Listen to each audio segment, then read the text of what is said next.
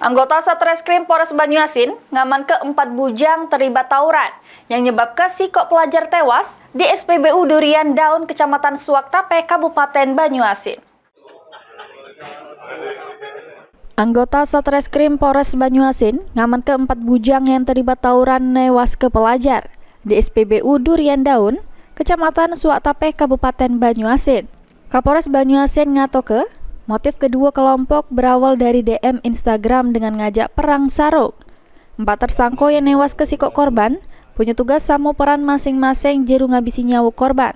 Ini keempat pelaku dikena ke pasal 80 ayat 3 junto pasal 76C Undang-Undang Nomor 35 Tahun 2014 tentang perlindungan anak dengan ancaman 15 tahun penjara.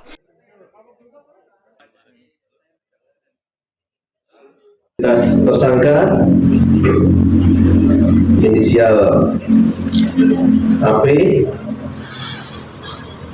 di sini berperan memukul korban yang meninggal dunia dengan menggunakan tongkat baseball sebanyak 1 kali. Kedua, nama IX umur 17 tahun membawa pisau menusuk korban sebanyak 4 kali dengan menggunakan pisau.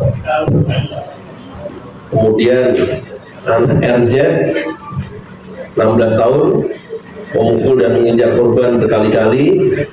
Kemudian anak RQ 16 tahun membawa parang memukul dan menginjak korban berkali-kali.